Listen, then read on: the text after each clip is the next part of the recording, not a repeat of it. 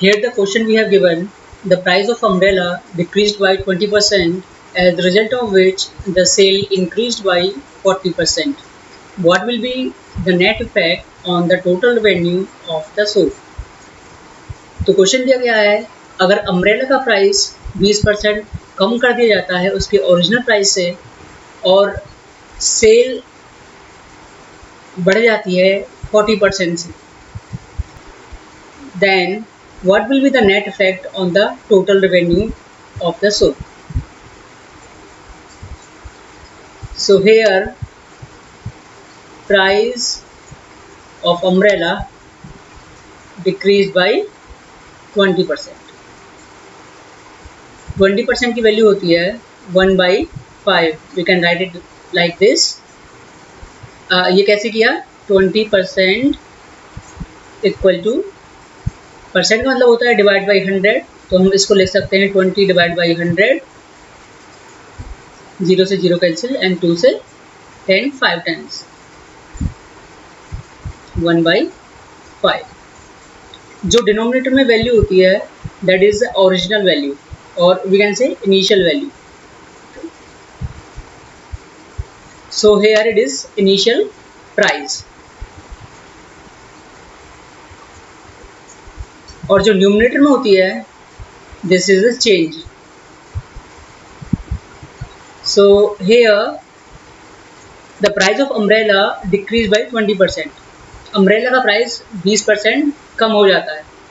अगर 20% कम हो जाता है, अगर हमारा इनिशियल प्राइस 5 है और एक यानी एक कम हो जाता है, तो जो न्यू प्राइस है वो कितना होगा? 5 माइनस 1, राइट.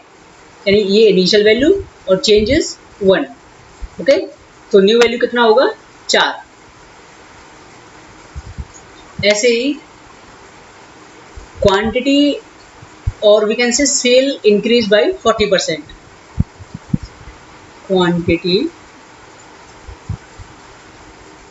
और we can say sale of umbrella is increase by 40%. 40% को हम लिख सकते हैं क्या? 2/5. ये इनिशियल वैल्यू है यानी इनिशियल क्वांटिटी.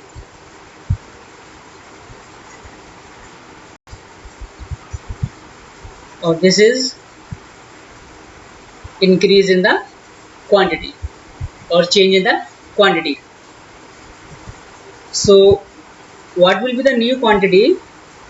सो नई क्वांटिटी क्या होगी?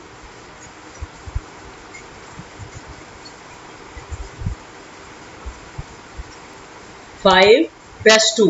यहाँ पर 40% का इंक्रीमेंट हो रहा है, तो 5 plus 2 that is 7.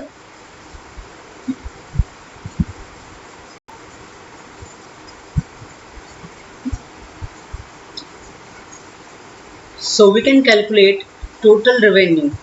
Total revenue.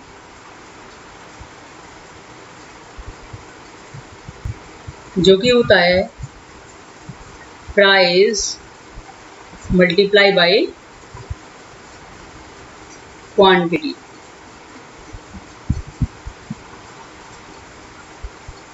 Price quantity. We have initial quantity and we have a new quantity or okay, new price. The first price is, we have original price is 5. After decrement of 20% we have a 4. Okay, so 5 is the initial. After decrement of 20% it will be 4. ऐसे ही quantity, जो initial quantity है वो है 5 और अगर cell 40% बढ़ जाता है दैट इज 2, और जो न्यू क्वांटिटी होगी हमारी that is 5 + 2 = 7.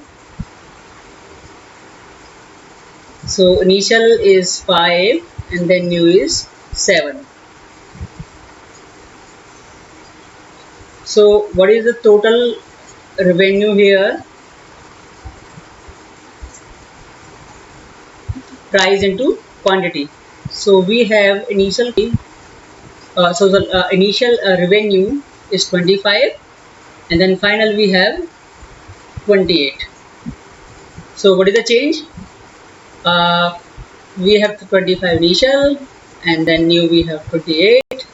There is a change of +3 on what? 25 पर. तो नेट इफेक्ट क्या होगा? Net effect is equals to +3 on 25 multiply by 100.